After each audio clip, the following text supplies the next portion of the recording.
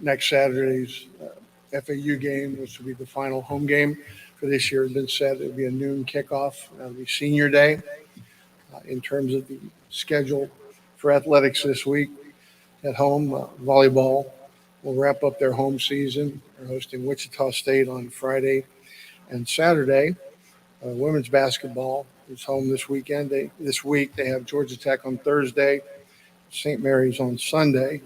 Men's basketball open a 4-game road swing Wednesday night when they play at the University of Texas.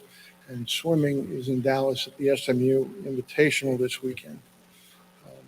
Our players that we'll have today, in addition to coach, Isaiah Floyd and Ethan Onyanwa will join us momentarily. And before we bring up coach, we should belated happy birthday to the esteemed Mr. Griffin, who I couldn't believe Facebook said you were 75, because you don't look a day over 70 to me. So, all right. Thank you, Patrick. The gift that keeps on giving. With that, I'll bring up coach. All right. Good afternoon, everyone. Excited to be here today to talk about our team and to talk about the future of our team and what this looks like. You know, we've talked a lot in the last couple of days about entering playoff football, and that's always exciting.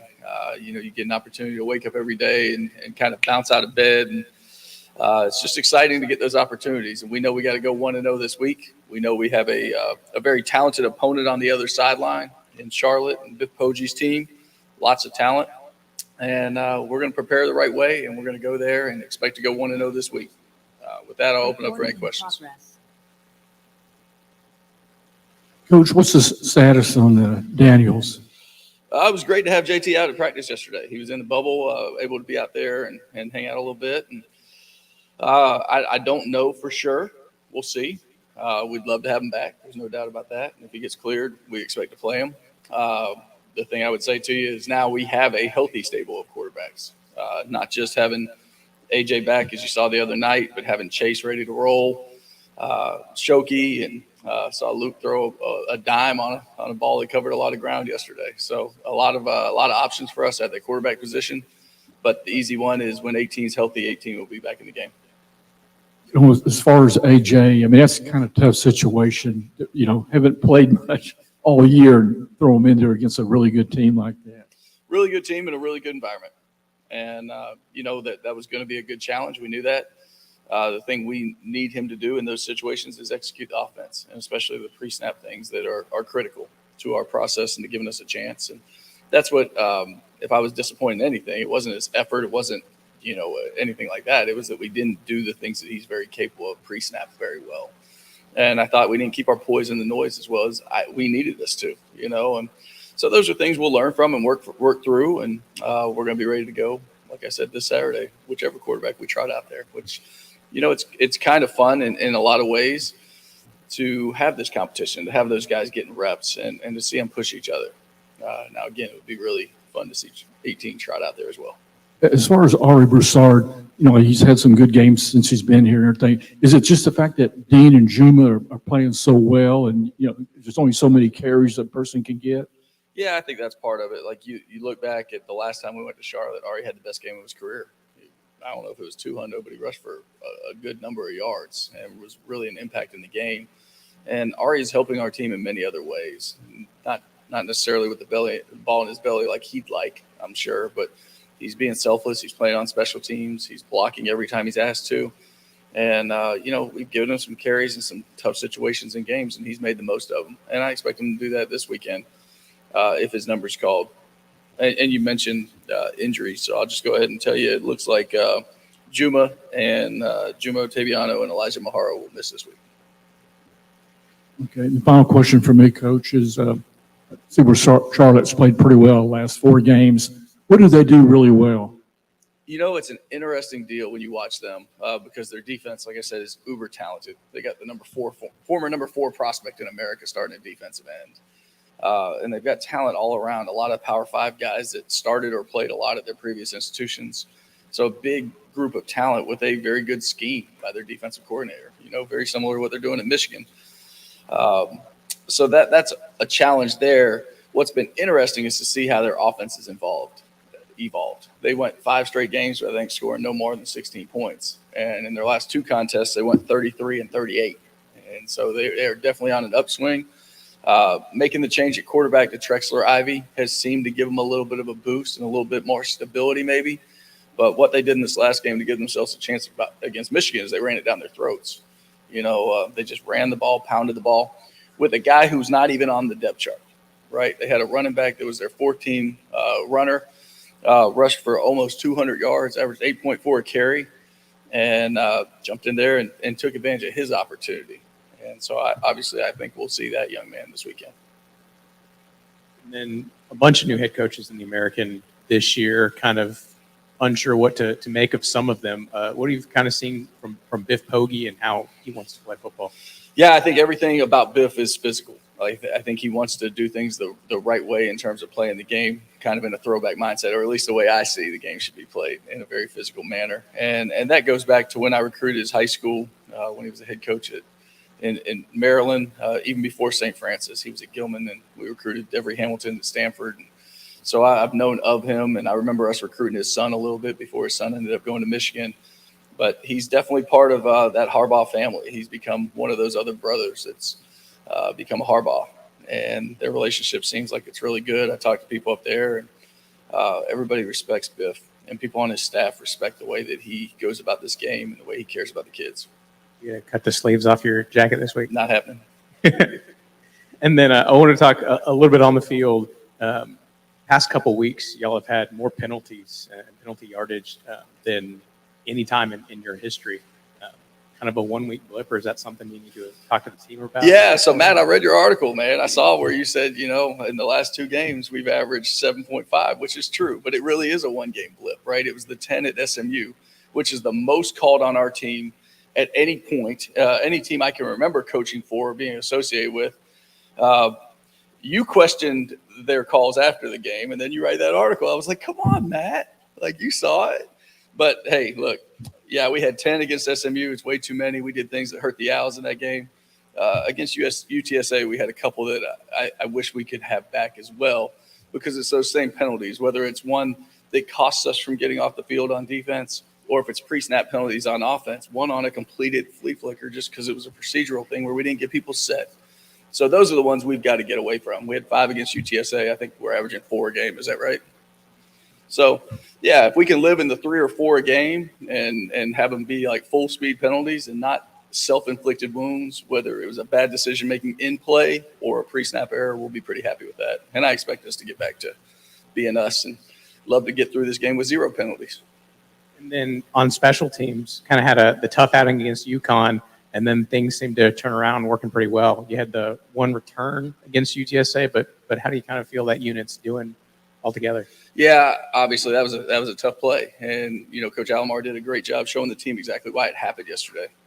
We had somebody that didn't fit in their spot where they're supposed to be, and it's that simple. Like, nobody's questioning how well we're preparing, nobody's questioning how hard we're playing, but we've got to execute and we got to be in the positions to do our jobs at all times. Because when we do that, we're a really good football team, and when we don't, you have the opportunity for a punt return to come back against you.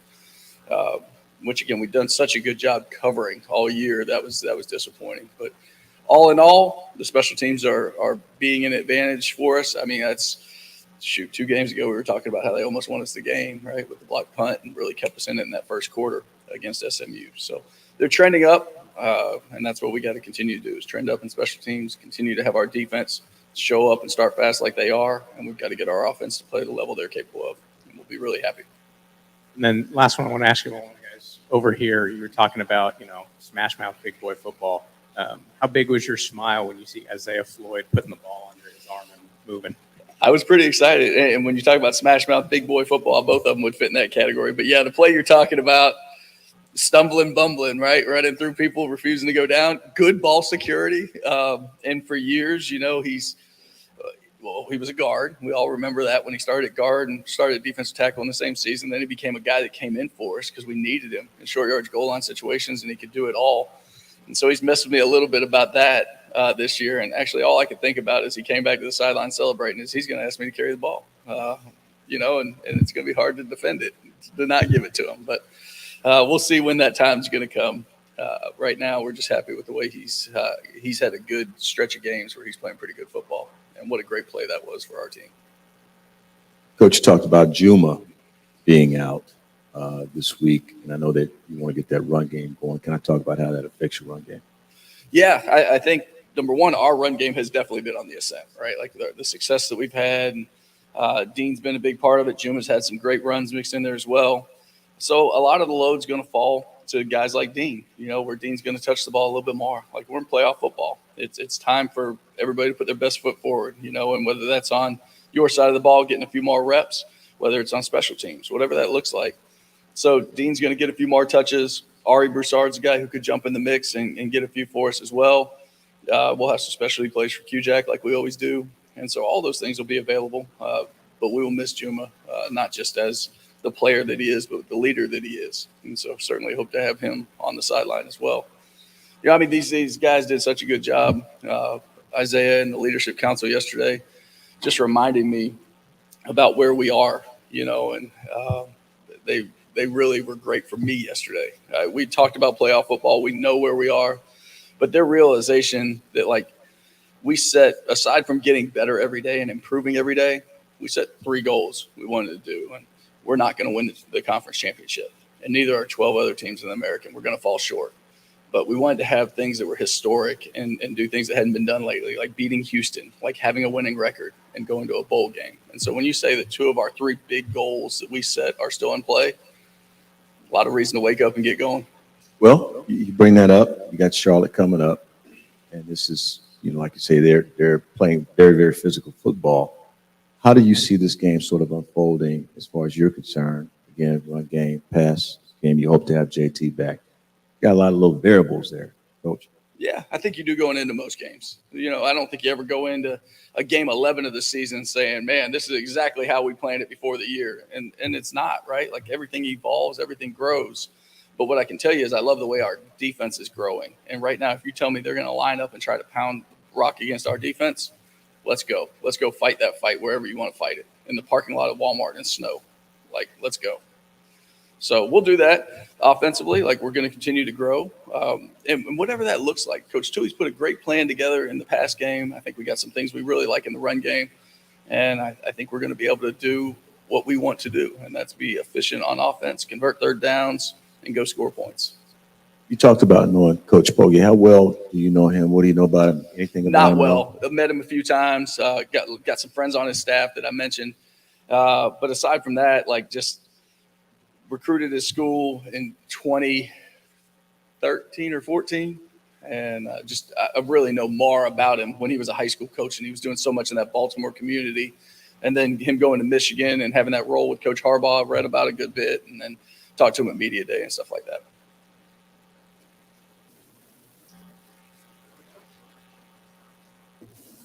All right, go Owls. How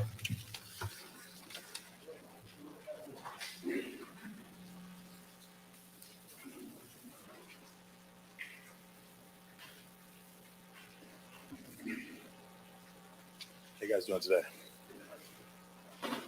So when's Coach going to let you carry the rock on offense? Hey, I didn't get the chance to talk to him yet, but that's definitely a question coming up. I saw what they did with the defensive tackle over there at UConn, so hey, just think about it. Have you, Chuck was showing me the other day, you framed that picture yet? No, I need to get it up. That was actually, I've been playing football since 2nd grade. That was the first time I've run with the football in my hands in my entire life. I had the X on the back of my helmet growing up in the state of Texas, being overweight and all that for the weight limits. So never got the opportunity, very first time. So I enjoyed it. And then what's it like for you as being a guy who's now, done everything but carried the football, but now you've done that, kind of as a veteran leader on this team. Bloom talked about everything that y'all still have in front of you to kind of push your teammates and get over that hump. Yeah, I think this is a great team, and it's by far and away the best team that I've been a part of since I've been here. And I'm very grateful to be here and be, a leader and looked at as someone to bring people with on this team and on this journey that I've been here.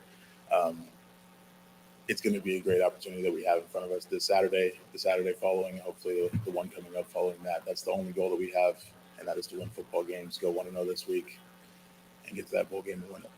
2 of our 3 goals. That's what we got.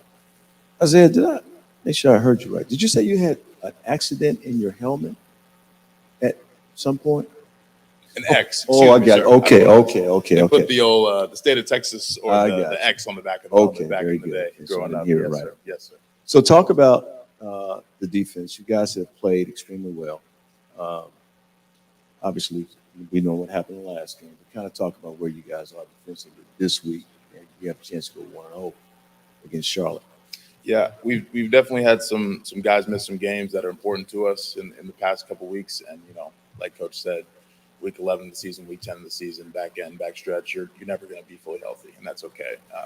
Having that next man up mentality, I think guys like Van Heitman, when Josh missed the game, and it was great to have Josh back. Guys stepping up like Tyson Flowers, young guys who are playing for the first time down the stretch with guys like Gabe out. They've been very important to our success in being able to stay here. It'll be great to get some of the guys back as we go down the stretch, but even if they're not, I think some of these young guys are playing really well. And I think that as they continue to go, we continue to go. They're going to continue to improve, and we're all going to work very hard to get this win on this weekend. 2 games to play in the regular season. Talk about how big this Charlotte game is, and I'll ask you a third question. Getting the win against Charlotte. If you can talk about how big that is. Yeah, we did not put our best foot forward against this team last year, and as someone who was here for that, it's important to me and important to the guys that were here that we at least put our best foot forward against them. We are a much better football team than we even were last year, and we didn't even show them who we were then. And so it's a good opportunity for us to go forward and play against them and give them our best foot forward and go and get a win this weekend. How much do you know about their offense? We've looked into it a little bit. They do some good stuff. They get their speed out in space. Obviously, we saw they've had some instability at quarterback.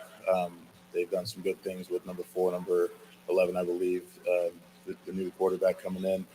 But I was impressed to see what the running back who didn't get many opportunities early in this season did last game after watching the Memphis game. He's a good player, and we're going to have to be very stout up front.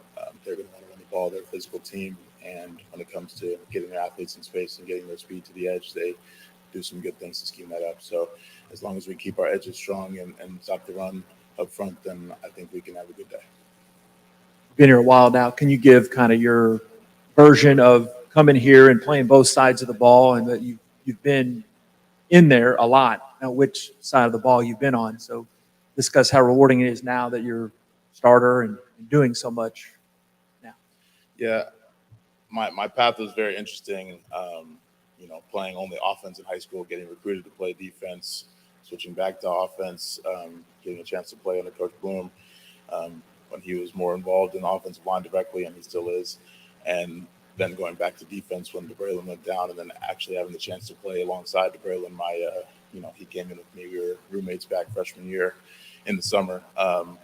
It's been a blessing to just get to see all sides of football, and I'm very grateful to have gotten to work in these NFL schemes on both sides of the ball.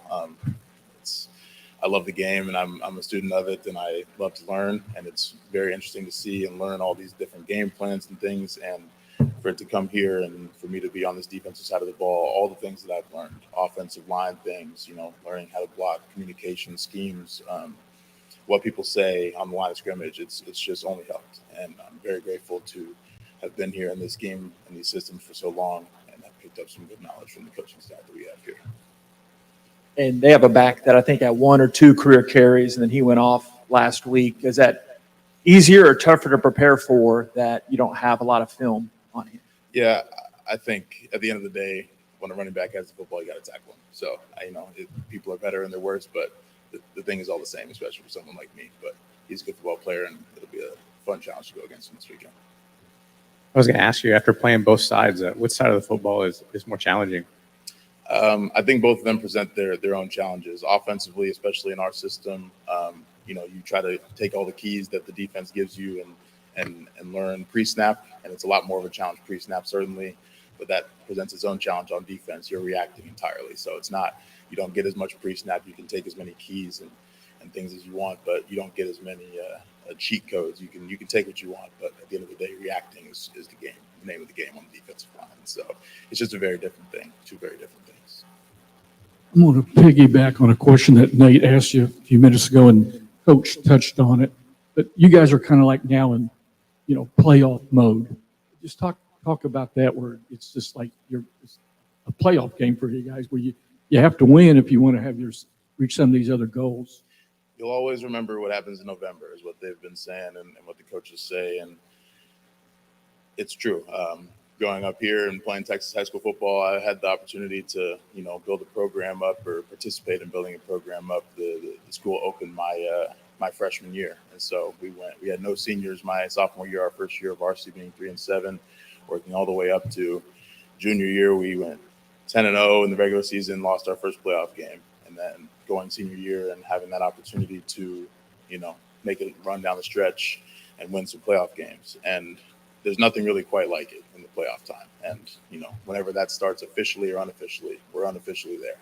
And going out and knowing it's a game that you need to win to reach goals that you have and that you have set forth for months and 9 months of preparation prior to the start of the season. Pressure is a thing that exists, and I don't think that's where we are right now. I think that it's just a wonderful feeling knowing that you can put everything that you want and all the things that you have into one mission, and that's going 1-0 on a Saturday.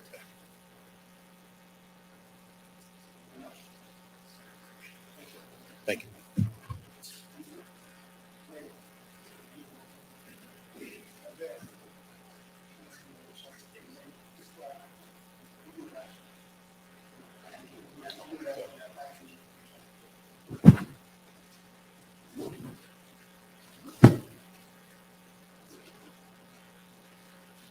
How are you guys doing? Good to hear. Okay, yeah, Ethan, just kind of talk about what you know about Charlotte, their defense. Oh yeah, they have a lot of good players. Like 0-14, they have lots of big playmakers, and at the end of the day, we have to do what we have to do to win. Just focus on our process, like Isaiah and Coach Bloom's talked about. Just focus on how we can perform our best, and then we'll see those results on Saturday. And kind of like what I asked Isaiah and everything, just knowing that you have to, you want to go to the bowl game, and you don't really want to go in as a 5-7 team like last year. You want to go 6-6. Just what would it mean to get, finish out the season with 2 wins, and what do you guys have to do to make that a reality?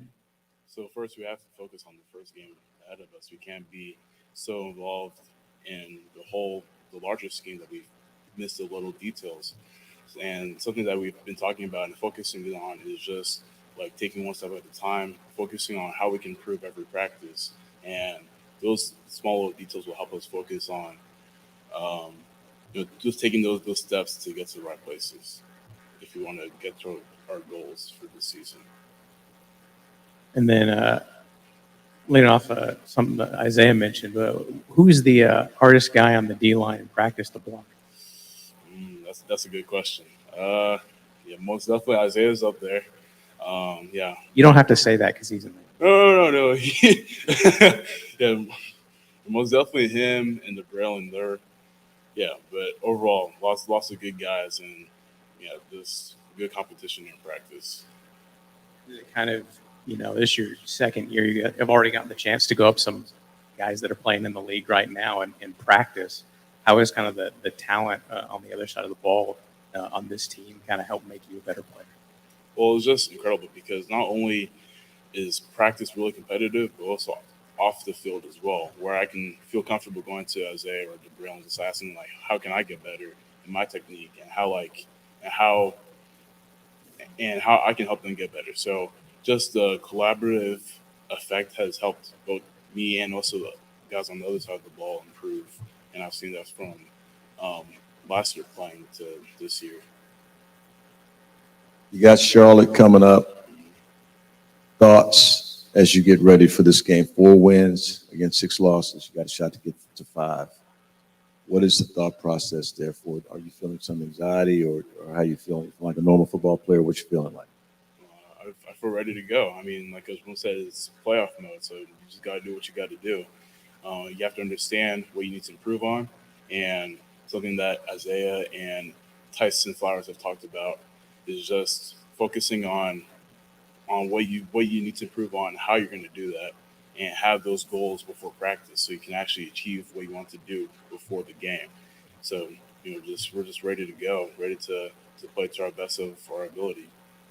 Talk about that offensive line unit. You guys really, really big, probably one of the biggest offensive lines I've seen here at Rice, and I've been here for 16 years. And I'd like to know just your thoughts about your offensive line. We have lots of great guys. And we also have really good leaders as well. Clay Servin, Brent Banks, Lavelle, all older guys that have led the O-line to a more positive direction through their just their determination and the drive. And we're just all a group of people that just want to succeed. And I feel like that's what we've been doing. Like we're focused on what we need to improve on, and have our own individual goals and overall goals that we try to achieve every week. Is there any extra motivation after last year's Charlotte game, or do you try to block that out? I mean, yeah. I mean, like Isaiah talked about, we didn't really show them our brand of football, and going to this game on Saturday, we had the opportunity to do that, and all we have to do is just play our brand of football, practice how we want to practice to get to our goals, and then we'll show them who Rice is. And where do you think you've grown the most this season? I would say probably technique and confidence. As a sophomore, I felt I was kind of like new to the system, and but just like how much I've learned from last year to now has been something that I couldn't even imagine. But yeah, thanks to Coach Bloom and Coach Davis and the older guys in the program that have kind of like led me to where I am now. How much weight have you put on since last year? Since last year, 10 pounds. 10. Yeah. Okay. I